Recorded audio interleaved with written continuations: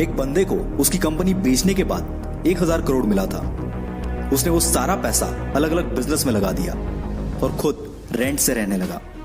कोई पागल ही कर सकता है ना ऐसा, क्योंकि कोई नॉर्मल इंसान होता तो गाड़ी बंगला खरीदने में ही बहुत सारा पैसा खर्च कर देता। ये पागल इंसान और कोई नहीं, इलॉन मस्क है, जो कि आज वर्ल्ड की कई लीडिंग कंपनीज का मालिक है और आज इसकी नेटवर्थ है 1,40,000 करोड़। और ये सब उसके पागलपन, उसकी जिद का ही नतीजा है। क्योंकि भीड़ के साथ चलना तो बहुत आसान है, पर पागलपन ही चाहिए भीड़ से हटकर कुछ करने के लिए। जिस बंदे को कभी उसकी भारी आवाज की वजह से रेडियो से रिजेक्ट कर दिया गया था, उसने जिद पकड़ी और वो मुकाम हासिल किया जिसके कई लोग सिर्फ सपने ही देखते हैं। जी हाँ, मैं बात कर रहा हूं अमिताभ बच्चन की।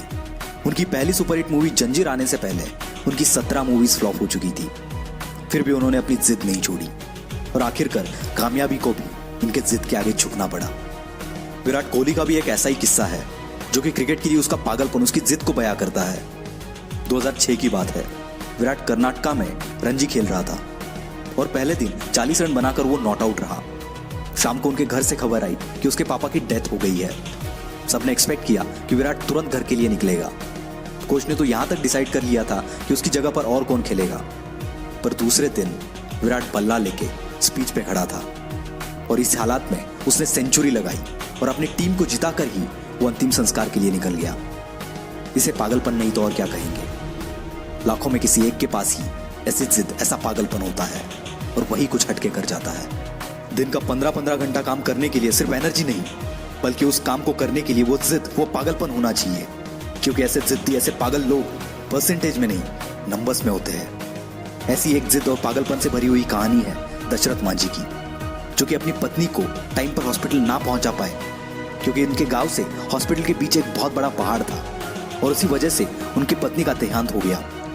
बंदे को गुस्सा आ गया और इसी गुस्से को उसने अपनी जिद में बदल दिया और इस बंदे ने केवल छेनी हथौड़े से 22 साल में 55 किलोमीटर का पहाड़ तोड़ दिया। ये पागलपन नहीं तो क्या है। ऐसी जिद तब पैदा होती है जब दिल टूटता है। कुछ लोग तो इसमें बिखर जाते हैं, पर जो इस दर्द को, इस गुस्से को जिद में बदल देता है, उस बंदे को रोकना नामुमकिन है। वो पागलपन ही है जब लोग ट्रिप्स प्लान कर रहे होते हैं और कोई बंदा अपना एम्पायर खड़ा करने के लिए प्लान्स बना रहा होता है। जब सब नौकरी ढूंढने के चक्कर में होते हैं, तब कोई पागल नौकरी देने की सोचता है और ऐसे ही पागल आगे जाके बिल गेट्स, स्टीव जॉब्स बनते हैं। ये पागल सक्सेस के लिए हमेशा भूखे होते हैं, ये कभी सेटिस्फाई नहीं होते। यही पागलपन, यही जिद, ये ना तो इन्हें सोने देती है और ना ही रुकने देती है। एक जिद्दी इंसान कभी भी शांत नहीं बैठेगा, 1000 बार फेल होगा वो, पर उसकी जिद, उसका पागलपन उसे और एक बार ट्राई करने पर मजबूर करेगा।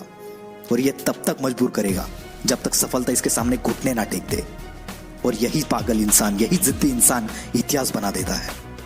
यकीन नहीं आता तो हिस्ट्री उठाकर देख लो, भला कौन बंदा 1000 बार फेल होने के बाद भी कोशिश करना नहीं छोड़ता। कोई पागल ही ना। और उसी कारण ये पागल जिद्दी इंसान दुनिया को रोशन कर देता है। जी हाँ, मैं बात कर रहा हूं थॉमस अल्वा एडिसन की।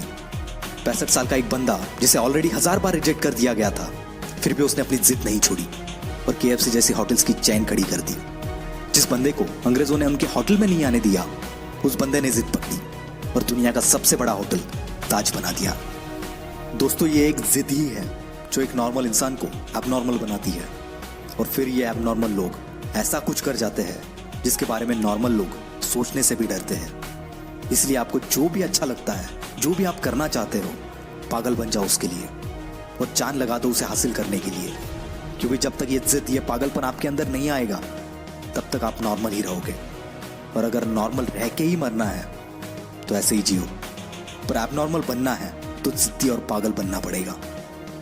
वीडियो अच्छा लगा तो ही लाइक करना, शेयर करना और हमसे जुड़ने के लिए नीचे वाले लाल बटन को दबाकर चैनल को सब्सक्राइब जरूर करना।